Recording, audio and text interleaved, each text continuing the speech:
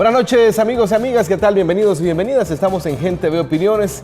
Vamos a tener la oportunidad esta noche de analizar ya más en frío los resultados de las elecciones recién pasadas con el magistrado presidente del Tribunal Supremo Electoral, quien está esta noche con nosotros. Bienvenido, magistrado.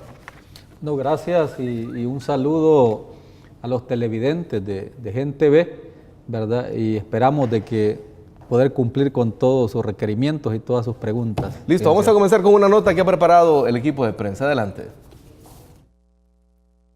Las reformas constitucionales impulsadas por los acuerdos de paz crearon el Tribunal Supremo Electoral como máxima autoridad en materia electoral, con la principal tarea de garantizar la efectividad de los procesos electorales del país. El TSE está integrado por 5 magistrados propietarios y sus respectivos suplentes, para un período de 5 años en sus cargos. Según la ley, los magistrados son designados por la Asamblea Legislativa, 3 provenientes de las ternas propuestas por los 3 partidos políticos con mayor votación en las últimas elecciones, y los 2 restantes son propuestos por la Corte Suprema de Justicia. El doctor Julio Olivo, actual magistrado presidente, fue electo por la Asamblea Legislativa por reunir los requisitos de ley y por tener las competencias para desempeñar el cargo de magistrado presidente. Julio Olivo Granadino es abogado y notario de la República con máster en profesionalización de la docencia superior y máster en Derecho Pluralista Público y Privado. También tiene posgrados en Filosofía Iberoamericana y un doctorado en Derecho. Asimismo, escribe poesía, practica guitarra y su pasatiempo es la ingeniería electrónica. Su vasta experiencia en la docencia y ciencias jurídicas, así como sus investigaciones y publicaciones en la rama del derecho, le ha valido ser dirigente de una de las instituciones más importantes del país, el Tribunal Supremo Electoral, liderando un nuevo bloque de magistrados para el período 2014-2019. Tuvo que administrar el proceso electoral 2015, considerada como las elecciones más complejas de la historia de El Salvador.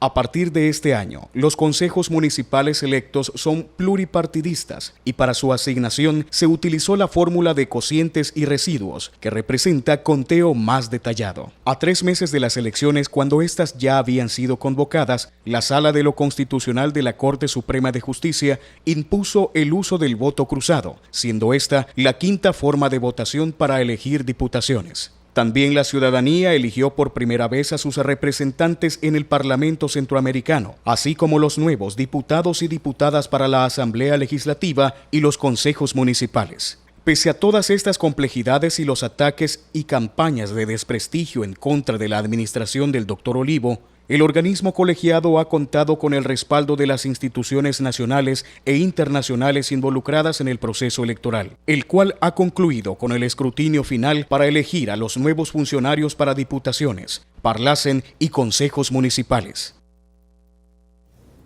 Bueno, ahí está planteado de manera resumida, digamos, cómo se ha venido desarrollando este proceso. Tras el final del escrutinio, ¿cuál es su balance de los resultados de estas elecciones, que fueron 3 elecciones en una, magistrado? Sí. Bueno, nosotros como Tribunal Supremo Electoral le hemos cumplido a la nación, a pesar de que fue la elección más compleja de nuestra historia, a pesar de que fueron prácticamente 3 elecciones en una, y nosotros ya habíamos advertido de las complejidades que implicaba manejar, por ejemplo, un volumen de cerca de 16 millones de papeletas, que cada junta receptora de votos, de las 10.621 juntas receptoras de votos a nivel nacional, tuviese que manejar un volumen también que era el triple de la elección que se acababa de realizar y el triple de la elección que se realizó en el caso de la elección más parecida, que fue la del año 2012. Ante esa situación se le viene a sumar todavía la complejidad del voto cruzado, que nosotros lo hemos señalado, y no porque no creamos en que afirmar derechos de la población sea positivo, sino que yo hablé en un voto razonado, por cierto lo leí, ¿verdad? Y algunos lo avalan, ¿verdad? Y creen de que está como muy bien elaborado, en el sentido de que los tiempos electorales a veces no son los más oportunos cuando usted quiere afirmar un derecho, ya sea un derecho humano o un derecho fundamental. Entonces, varios organismos internacionales han señalado, como el caso de la OEA, UNIORE, que es la unión de organismos electorales a nivel internacional, donde participa Suramérica, países de Suramérica que estuvieron en la observación electoral nuestra, participa Centroamérica, participa Norteamérica, etcétera, han señalado que nuestro proceso se ha vuelto uno de los procesos más complejos.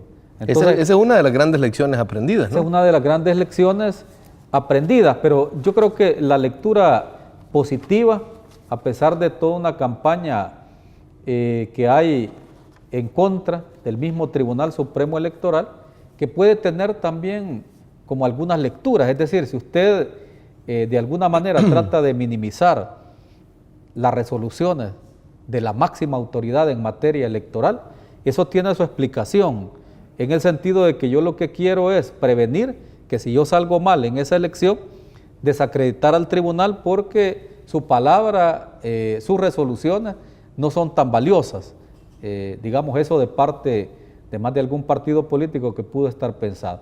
Lo otro es como superlativizar el papel que puede tener la Sala de lo Constitucional de la Corte Suprema de Justicia. Es decir, todo lo que viene de la sala es bueno y todo lo que haga el Tribunal Supremo Electoral no tiene mayor peso. Es decir, hacer como ese tipo de análisis. A pesar de que somos la máxima autoridad en materia electoral, la sala puede resolver cualquier cosa e interferir en las resoluciones del Tribunal Supremo Electoral y no hay problema, porque la sala, digamos, yo le he ponderado más en esa campaña que yo he dirigido en contra del tribunal y desacreditando al Tribunal Supremo Electoral, desacredito también sus resoluciones y sus resultados finales. Entonces, al hacer esa lectura, porque fue muy clara toda la campaña que se hizo antes, durante y después, vemos como propósitos también en ese tipo de campaña. Vamos a ver, luego pasó al presidente del tribunal. Vamos a ver, doctor, pero vamos por partes. Sí.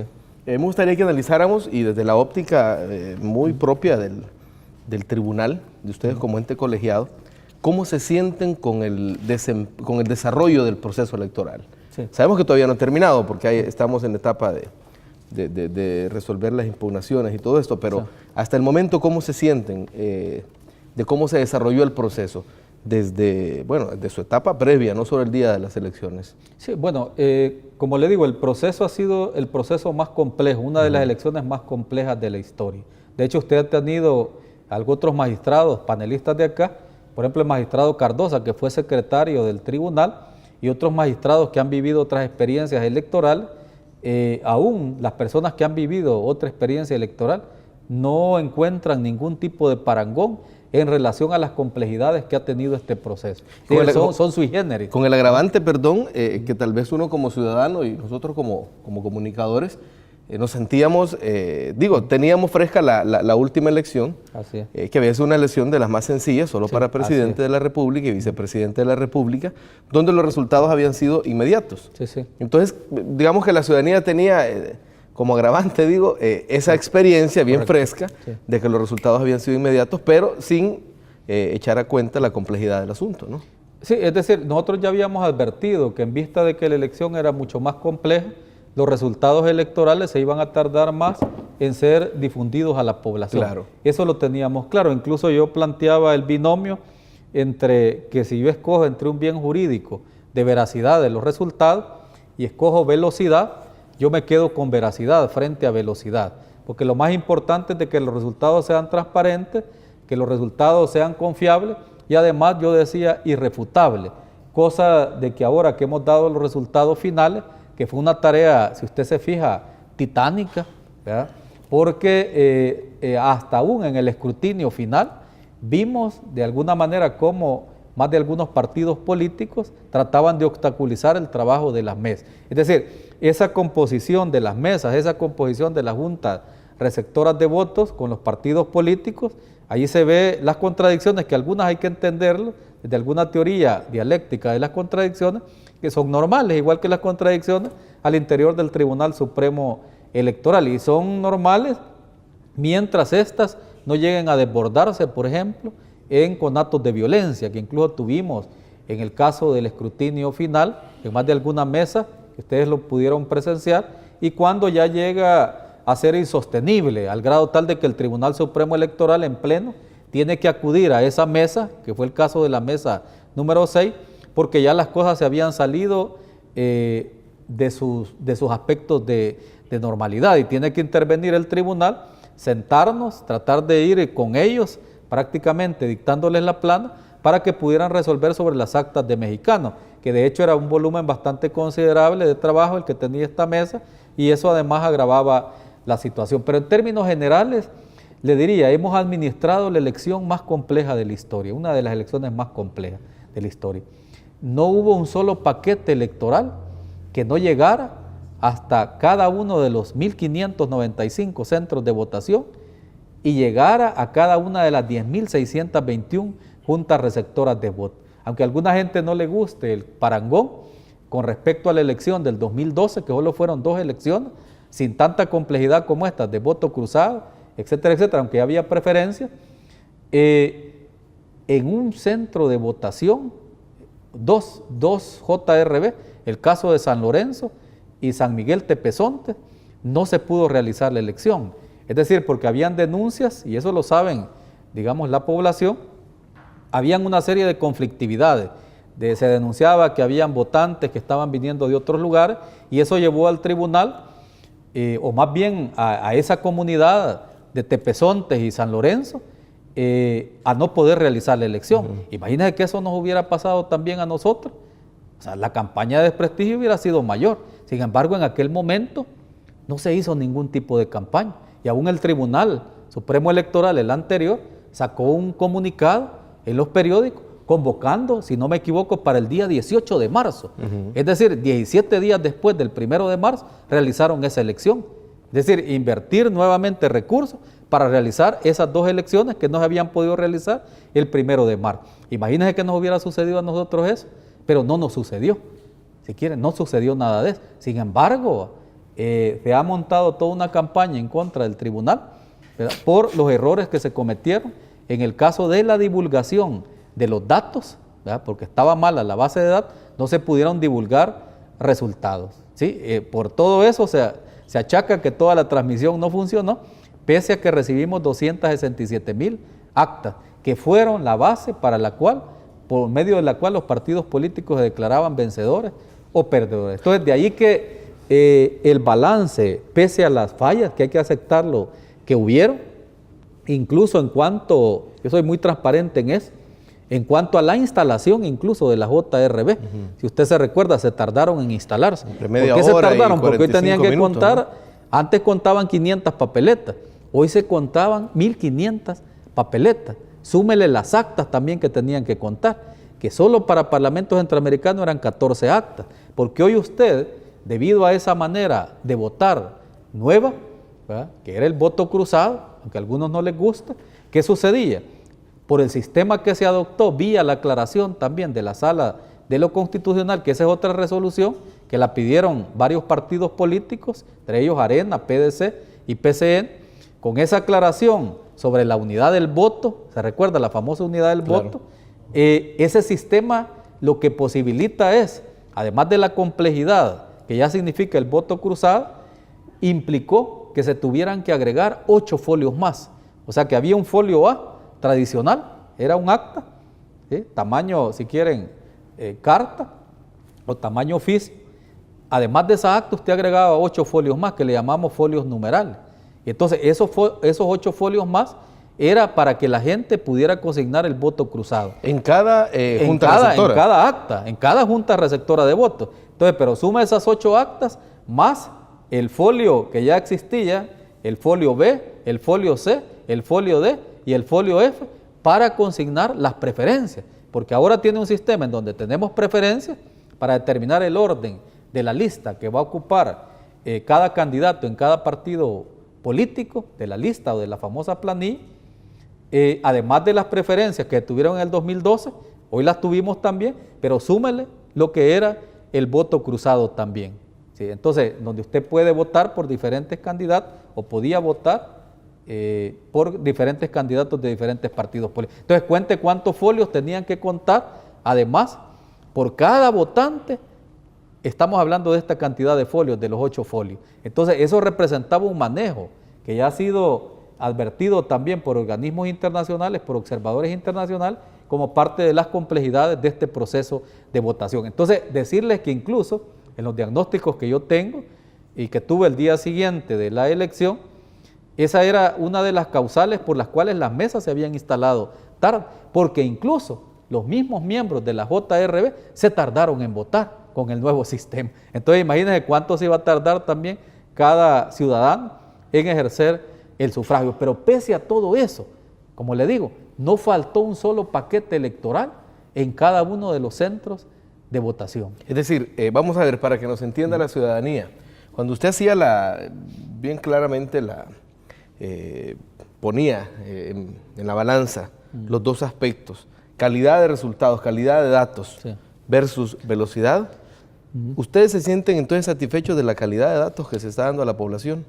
Sí, es decir, en cuanto, bueno, esa es la opinión, si quiere, de su servidor y de algunos magistrados del Tribunal Supremo Electoral, de que muy a pesar de todos los contratiempos que tuvimos y que la misma OEA señala, y yo no quisiera seguir señalando también a la Sala de lo Constitucional con sus resoluciones incluso de 5 días antes.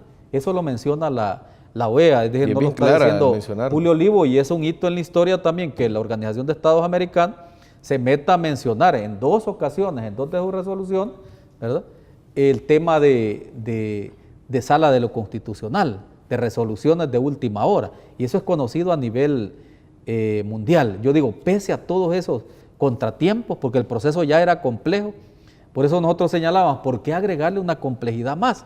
Si el proceso ya es complejo, 3 elecciones en una, ¿verdad? Que para algunos nunca más hay que hacer 3 elecciones en una, sino que hay que hacerlas en fechas diferentes. Pero esa es una herencia que nosotros ya teníamos de la planificación anterior. Recuerdo que para la elección de 2009 se separaron las fechas de elecciones, ¿verdad? Sí. De presidencia y de consejos municipales y asamblea legislativa, ¿no es cierto? Sí, lo que pasa es que nosotros nos encontramos, acuérdese, con poco tiempo, ¿verdad?, de planificación. Entonces, en ese sentido, ya hay un plan general de elecciones que lo ha dejado el organismo colegiado anterior, ¿verdad? Y confiamos en esa planificación que tenía una serie de detalles.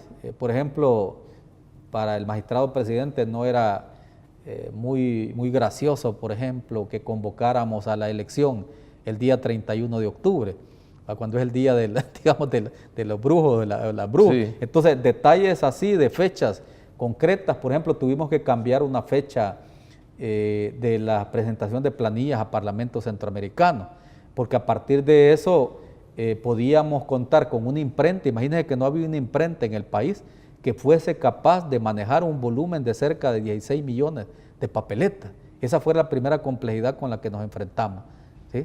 No podía manejar, es decir, por la cantidad de papel que tenía que importar o que tenía que manejar. Entonces tuvimos que cambiar la fecha de presentación de planillas para el caso de Parlace, porque solo así podía tener más tiempo, ¿verdad?, la imprenta de poder para salir con ese paquete, manejar las 3 elecciones. Entonces la idea era dividir en un momento dado las responsabilidades, es decir, que una imprenta manejara una sola elección y las otras manejaran las 2. Pero bien, eso ya queda para la historia, para la reflexión de todos los actores políticos, de toda la sociedad civil, de las ONGs, de las universidades, que nos pueden apoyar en lo que sería una evaluación, que por cierto yo cuando llegué pedí una evaluación. ¿Quién es el que evaluaba la manera de realizar las elecciones, los pros y los contras, los aspectos positivos y negativos, las fortalezas y debilidades de la elección? Y me encuentro con que me dicen que todo está bien, pero que nadie lo ha evaluado.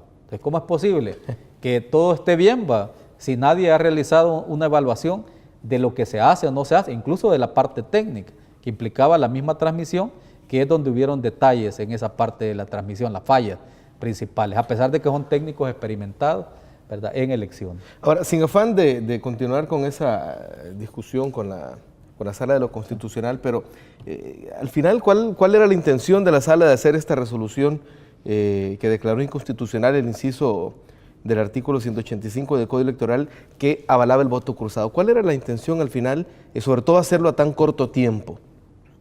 Bueno, una de lo que se ha especulado, ¿verdad?, sobre este tema, primero es una cuestión quizás pragmática de parte de los magistrados de la Sala de lo Constitucional, en el sentido de que ellos dejan sus cargos en el 2018, entonces no podían esperar, como les decía el magistrado presidente de la misma Corte Suprema de Justicia, llegar hasta el 2018 y confiar en que, digamos, esa afirmación de derechos se pudiera llevar a cabo, esa libertad de votar de manera más directa por los ciudadanos, por el candidato de su elección, digamos, en ese sentido de análisis de la Sala de lo Constitucional.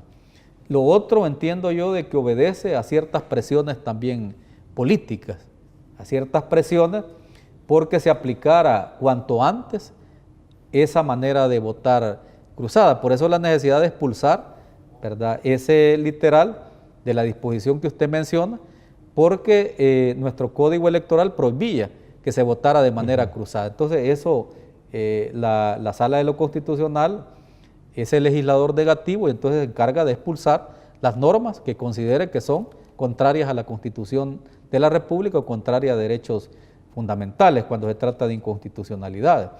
Entonces, el legislador positivo, que es la Asamblea Legislativa, se encarga de seguir todo un proceso de formación de ley, que ya lo plantea la misma Constitución de la República, y bueno, hacer las leyes, ¿verdad? Pero la Sala de lo Constitucional consideró de que esa disposición concreta que prohibía el voto cruzado violentaba lo que era la libertad del ciudadano, el ejercicio del sufragio libre, directo e igualitario. Ahora, ese fue el argumento principal. ¿Terminó afectando esto la elección, a su juicio, magistrado? Más allá de los inconvenientes, me refiero a la decisión, a la hora de que el ciudadano tomaba la decisión de por quién, a qué partido elegir o qué candidato elegir. Sí, digamos, digamos, los diagnósticos que tenemos, ¿verdad?, nos convierten en uno de los países que han aplicado el voto cruzado y solo son 5 países. O sea que esta moda viene de Europa, ¿verdad?, de Suiza y Luxemburgo, donde se aplica el voto cruzado y que luego,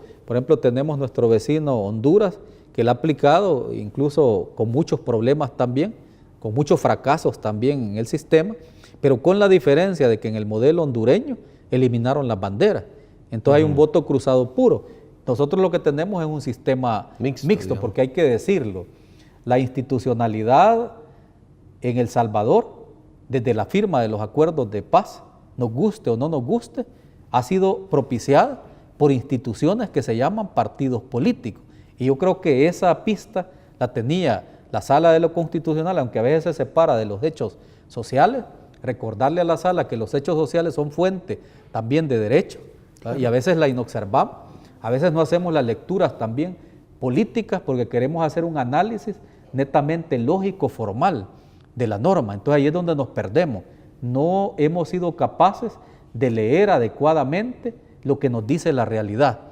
Entonces cuando no somos capaces a veces de leer, ¿verdad?, lo que nos dice la realidad, nos perdemos, porque en el mundo del derecho, en el análisis lógico formal, opera la validez, pero no la verdad. La verdad es el fiel reflejo de lo que sucede en la realidad. Esa es la verdad, fiel reflejo de lo que sucede en la realidad. Y algunas veces la Sala de lo Constitucional ha resuelto cosas que solo son válidas en la mente de los individuos, pero que en la realidad está sucediendo otras cosas. Entonces lo que ha pasado es que hoy la realidad nos está diciendo que no era muy conveniente haber afirmado un derecho, una libertad en ese momento histórico, cuando ya teníamos una elección compleja, cuando ya habíamos hecho una convocatoria a elección con reglas del juego concretas, cuando estábamos a punto de tirar un instructivo, y eso consta en acuerdos del organismo colegiado, ¿verdad?, que el día viernes estamos convocando a la elección con reglas del juego claras y se va a tirar un instructivo de capacitación para todos los organismos electorales, para toda la ciudadanía, las ONG, etcétera, etcétera, y son cientos de miles de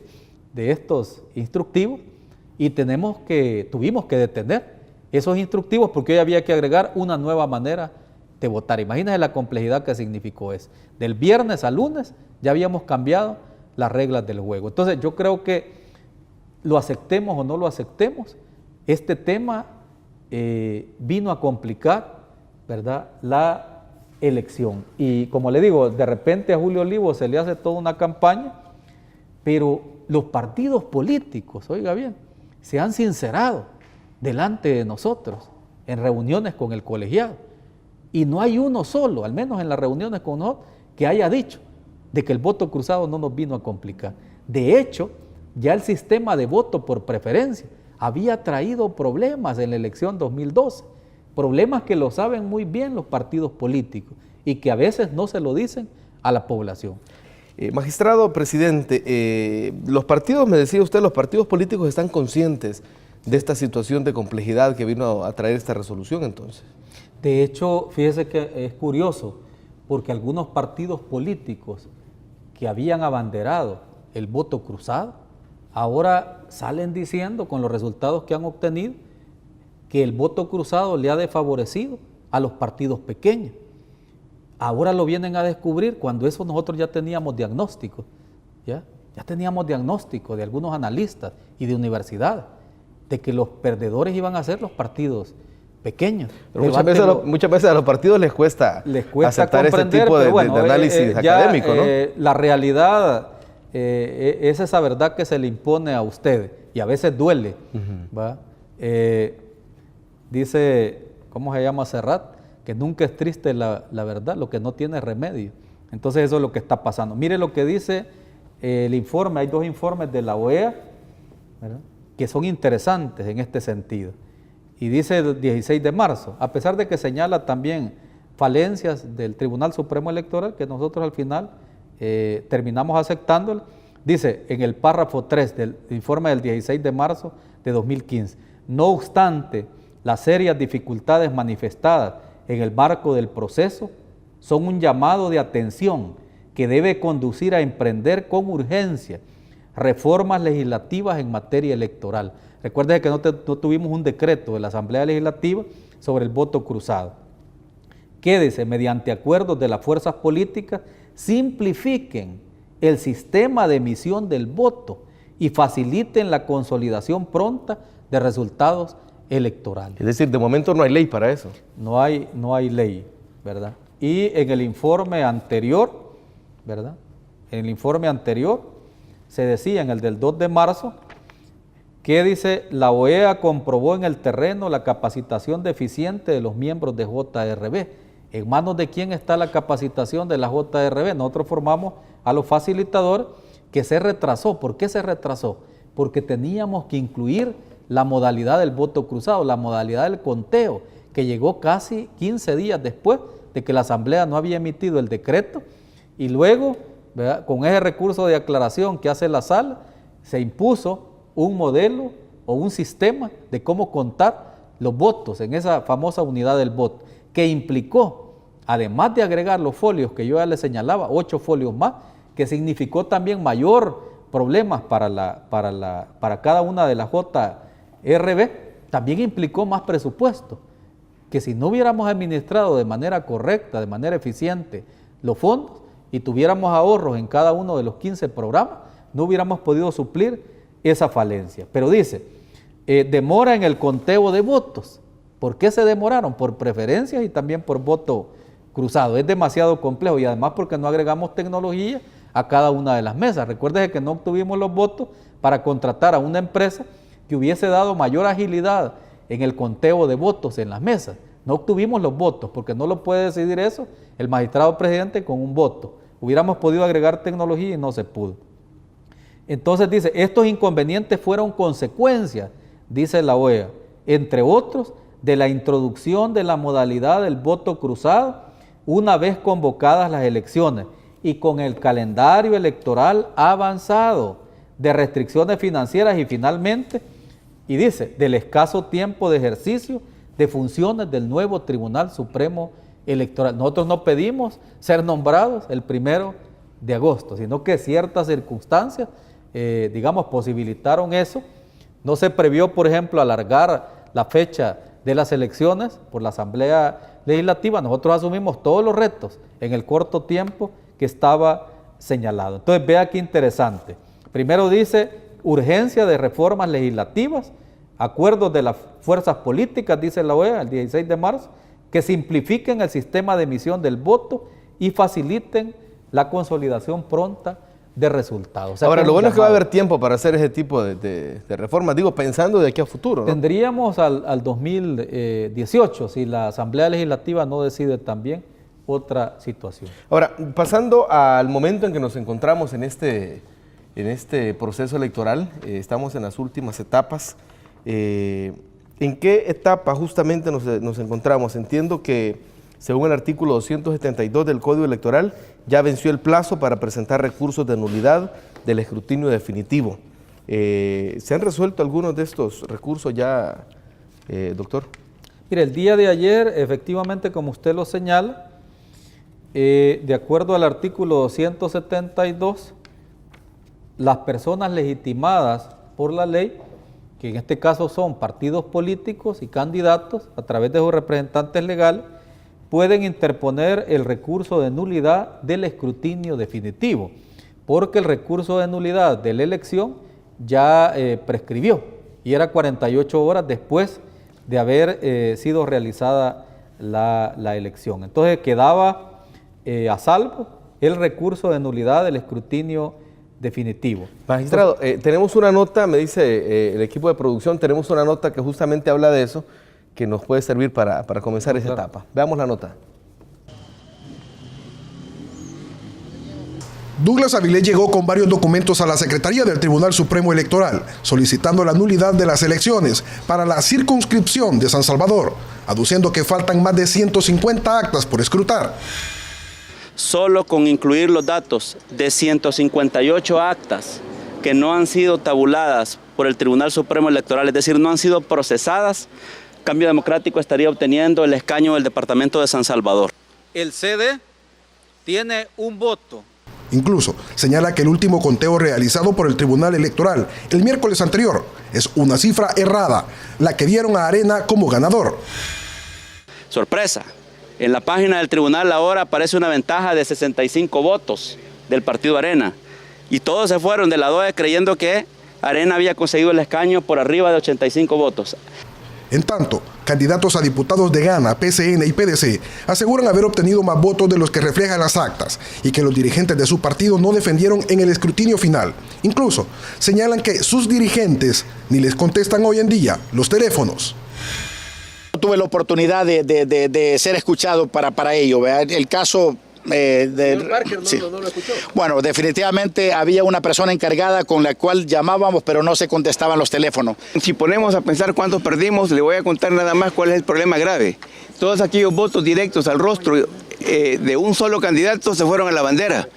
En tanto, el candidato de Gana, Ervin Ortiz, sostiene que sí ganó el escaño en la Asamblea Legislativa, pero que no tiene el respaldo de su partido. El presidente de la Gran Alianza explica el porqué. Fuimos violentados en nuestro derecho, el no permitirnos tener presencia en las mesas también de escrutinio final, y todo esto pues obviamente obedece a un plan estratégico de algunos miembros de los partidos políticos que representamos. Nosotros presentamos el listado de todas las personas que iban a solicitarse las credenciales para poder estar dentro de las mesas o para poder ingresar a los escrutinios. Realmente él es un poco complicado, ¿verdad? Entonces verdaderamente yo no quisiera entrar en detalles porque como presidente del partido no me voy a prestar a pequeñeces, ¿no? En tanto, Will Salgado, candidato a la reelección en el municipio de San Miguel, también pide la nulidad en las elecciones. Pese a la distancia marcada de votos, aseguró que hubo votantes que no aparecen en el padrón. Personas que estuvieron en mesas con DUIs de otros municipios y departamentos, muchas personas que estuvieron de vigilante con número de DUIs prácticamente después del cierre del padrón. Bueno, ahí tenemos esto que sucedió justamente antes de que se venciera el plazo, ¿verdad? Sí. Justamente como ayer lo establece la ley. Ahora, ¿qué sigue? ¿Cómo el tribunal resuelve de aquí en los próximos días? Sí, el día de ayer, es decir, que se vencía el plazo a las 4 de la tarde, habíamos habilitado precisamente estos días, a partir del día sábado, domingo y lunes, para que corrieran los 3 días, es decir, luego de haber sido notificado el resultado final, el resultado del escrutinio final, que usted vio se hizo en un acto público con presencia de los partidos políticos. Luego la ley le franquea a los partidos políticos y candidatos esa posibilidad, ese derecho de que ellos puedan pedir la nulidad del escrutinio definitivo, pero pedirla con base en las razones, porque yo no puedo adelantar criterios sobre los casos que hemos visto, que son 21, y en su mayoría obedecen a una interpretación que hacen los mismos partidos políticos de lo que es el reparto de miembros y miembros en el Consejo Municipal, y que eso está tipificado ya en el artículo 219. Entonces, la mayoría de casos, como le digo, que vienen son de consejos municipales, y como son 262 consejos municipales, no menos de 14, 15 de los recursos se refieren a este tema. Que tiene que ver con la conformación plural de los consejos, ¿no? Plural, es decir, como ahora la ley regulaba de que fuera el consejo municipal de manera plural, algunos alegan de que ellos tienen, por ejemplo, los partidos que ganaron con una mayoría, alegan de que tienen un escaño más o un miembro del Consejo Municipal más. Es decir, por ejemplo, el que tiene 12 miembros, por ejemplo, el caso de San Salvador o Santa Tecla, el caso de Santa Tecla que ha presentado, dicen ellos, no, nosotros tenemos uno más para ser 9 miembros del Consejo Municipal, ¿ya? Porque son 12 regidores más el alcalde y el síndico, que eso lo tiene el partido que ganó, por supuesto, la elección. Exacto. Pero ellos alegan de que tienen un escaño más por cociente o por residuo en algunos casos. Entonces allí nosotros tenemos que profundizar en el análisis, o más bien advertirles a ellos cuál fue el razonamiento del Tribunal Supremo Electoral, porque casi todos los casos se refieren a lo mismo, que creen que tienen una supermayoría, ¿verdad? Cuando en realidad ya la ley les planteaba cuál era la integración del Consejo Municipal plural, y como que no se ha entendido muy bien la idea de que el Consejo es plural.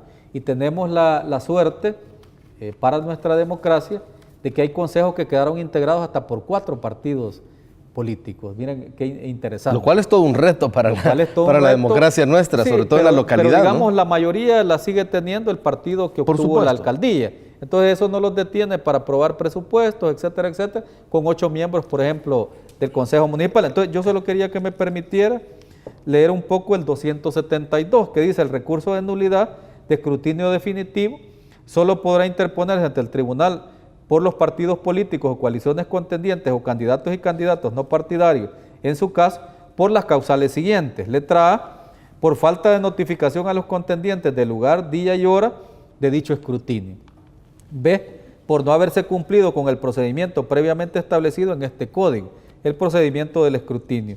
Y C, por falsedad de los datos o resultados consignados en las actas y documentos que sirvieron como base para el escrutinio final y que variaron el resultado. O sea que estas son como las premisas, ¿verdad? Algunos veía en la entrevista, se están ateniendo a lo que plantea la letra C de este artículo 272, que obviamente será motivo de análisis para los magistrados y magistradas que integran el organismo colegiado.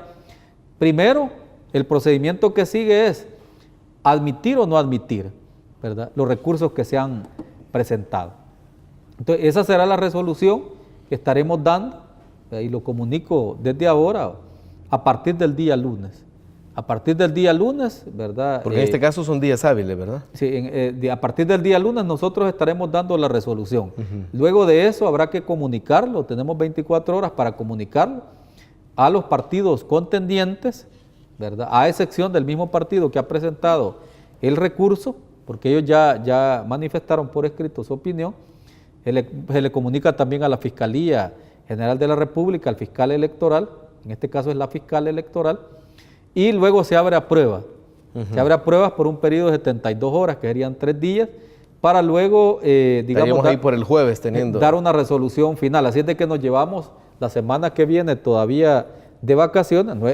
Otra vez no es culpa del Tribunal Supremo Electoral este retraso, sino que las inquietudes y los derechos que están queriendo afirmar los partidos políticos. Como usted ve, algunos se separan incluso de sus direcciones partidarias y dicen no me han tomado en cuenta, que esto, que lo otro. Entonces, son fruto también de contradicciones internas de los partidos políticos en el tema de las preferencias. O sea que las preferencias no deja de ser también una manzana de la discordia, que yo quiero estar en el primer lugar, yo creo que obtuve más preferencias que vos, entonces a mí me han dejado fuera, pero yo en realidad tengo derecho a estar dentro. Son parte de las contradicciones.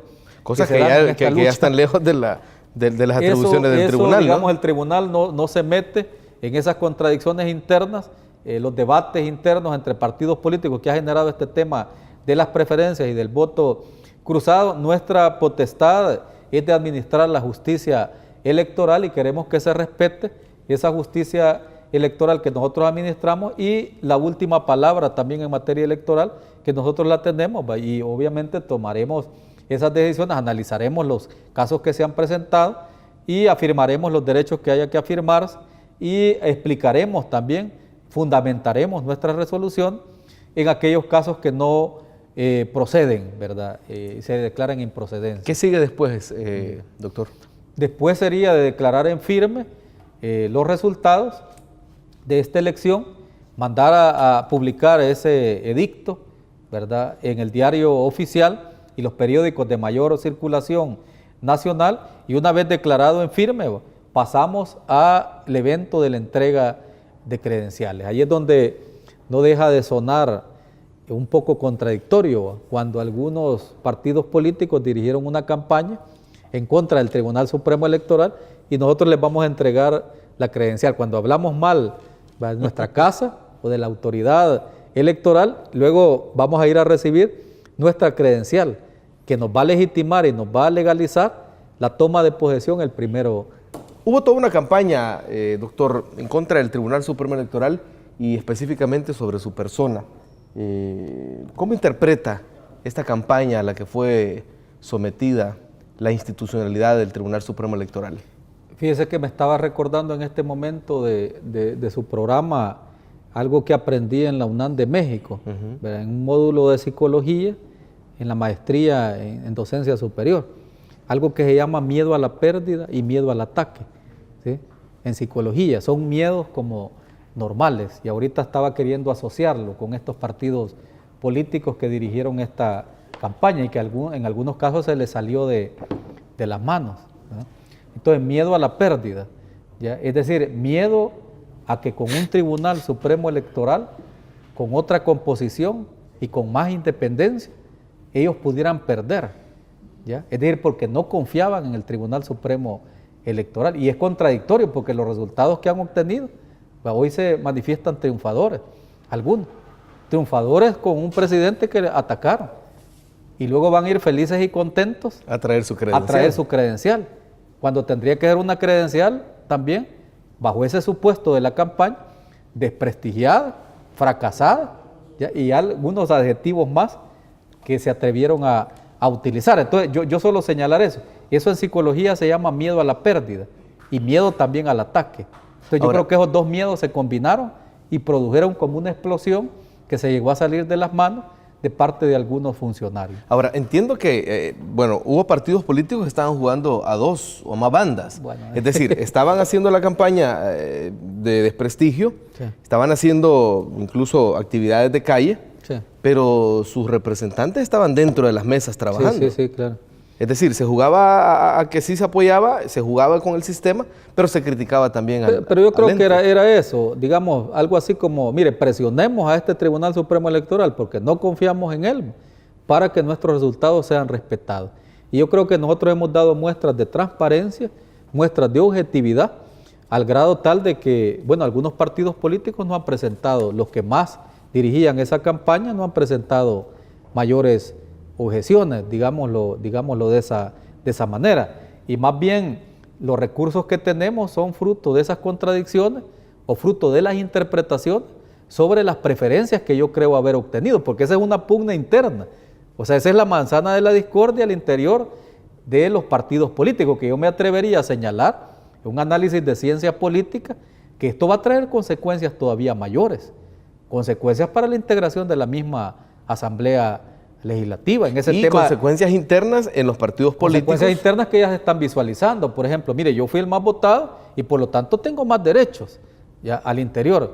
Mire, tú fuiste el más votado, pero yo, digamos, como partido político creo que aquí las cosas se hacen de esta o esta otra manera. Entonces yo creo que esto será objeto de estudio también posterior, cuáles son las consecuencias del voto cruzado y las consecuencias de estas preferencias. Al final el voto cruzado es una especie de pequeña preferencia en la marca colocada a cada candidato que algunos han interpretado también mal, han confundido marcas con voto y ese fue el gran problema también. Algunos diputados y diputadas ya lo comprendieron, es decir, como confundieron el voto cruzado por ser una nueva experiencia para todos terminamos cruzados en este análisis, ellos creen, y vi ahí los videos que usted estaba pasando, hay una confusión terrible entre voto y marca, es decir, en realidad, en la aclaración que hizo la Sala de lo Constitucional, mandando a la unidad del voto y a que respetara, cuando se hablaba del 24avo, significaba que si un candidato pidió que se votara de manera cruzada, él necesitaba 24 papeletas en donde se marcara su rostro, que solo tenía una posibilidad en cada papeleta. Si un ciudadano lo marcaba una vez, él necesitaba 24 papeletas marcadas con su rostro para tener un solo voto. Si no pidió que se marcara por bandera, ahí estaba un problema porque no tenía votos enteros. Ese es el cálculo en el que muchos erraron. Ese es el cálculo que algunos están confundiendo, voto cruzado, y además están confundiendo también que las marcas que se hicieron para ellos, al final se le sumaban al partido político también, de acuerdo al sistema que se designó.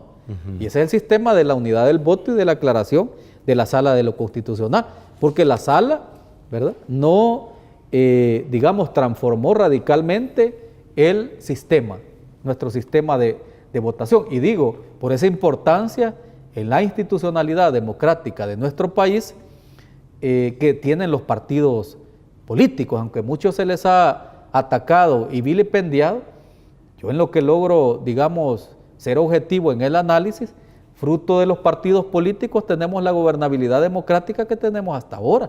Los partidos son los que suscribieron, o al menos dieron la luz verde para que se suscribieran los acuerdos de Chapultepec del 16 de enero. Dieron luz verde para que se creara el Tribunal Supremo Electoral y se dejara de lado el Consejo Central de Elecciones creado en la década del 50. Dieron luz verde para que se siguieran haciendo pactos de paz. Dieron luz verde también para que se produjera la alternabilidad en el ejercicio del poder de nuestro país. O sea que yo sí hago reconocimiento a esa institucionalidad. Ahora, cambiar de sistema completamente a candidaturas independientes o no partidarias, usted ya tiene los resultados allí. Un solo candidato no partidario sobrevivió a todo, si quiere, a conseguir 12,000 firmas, por ejemplo. Proceso de inscripción, a todo el ¿verdad? proceso de inscripción, un solo candidato. Ahora, magistrado, ¿se va a proceder contra, o qué investigaciones se van a hacer, mejor dicho, para esclarecer esto de la campaña que se montó en contra del Tribunal Supremo Electoral? Porque entiendo que hubo algunas expresiones, incluso salidas de tono, algunos presentadores de televisión incluso, que en sus cuentas de Twitter o en sus cuentas de Facebook hicieron unos comentarios realmente fuera de orden. Sí, bueno, yo creo que algunos medios de comunicación también se prestaron a esta campaña, ¿verdad? Para suerte de su servidor, hoy bajo el mismo teléfono que ellos pusieron al servicio de mi teléfono oficial, hoy es el teléfono del pueblo, y yo lo digo con toda honra, porque de repente hoy los ciudadanos que me llaman, porque ya se les olvidó a los otros ciudadanos, andarme manifestando críticas, insultos y todo eso, y hoy me llaman ciudadanos para decirme, siga adelante, presidente, siga adelante, y me dicen otras cosas ahí, que no las puedo manifestar. Claro. Usted ha tenido la valentía de decir las cosas como se deben de decir, usted ha enfrentado a los poderes fácticos de este país y eso tiene sus consecuencias también. O sea, no le gusta a la gente, no le gusta a estos sectores que se señalen cosas como nunca se habían señalado. No les gusta también que por primera vez en la historia el Tribunal Supremo Electoral logramos los votos para darle a los partidos políticos y a todos, sin excepción, el padrón electoral en digital, con foto. Imagínense que se les había dado el padrón electoral sin fotografía, ¿ya? Y no se había obtenido la votación para poder entregar ese padrón electoral. Imagínense que hasta por primera vez en la historia se puede entregar el padrón electoral. O sea que habían hecho elecciones algunos partidos políticos sin tener acceso al padrón electoral, a la base de datos, a la base de datos, ¿verdad? Manejada, si quiere, de manera muy muy secreta y que se oponían y se oponían. ¿Va? Y hay que decirlo, algunos magistrados a que se entregaran. Entonces logramos obtener esos consensos, aún con el voto, digamos, en contra de un magistrado, pero se logró entregar ese padrón electoral. Eso es muestra de transparencia, pero eso no les gusta a algunos sectores de poder de nuestro país. Entonces, eso yo creo que es parte de la naturaleza de esos pleitos políticos y de esa campaña en contra del presidente y del mismo Tribunal Supremo Electoral. Doctor, muchísimas gracias por atender esta invitación. Vamos a seguir pendientes de lo que falta, porque todavía hay algunos pasos dentro de esta elección, dentro de este proceso electoral 2015, para cerrarla y darla ya por terminada. Muchísimas gracias por habernos acompañado, magistrado. Gracias a usted y estoy para servirle también. A ustedes, amigos y amigas, les invito para que se queden con la programación de Gente Ve. Hay mucho más para todos y para todas, se lo garantizo. Pasen buenas noches.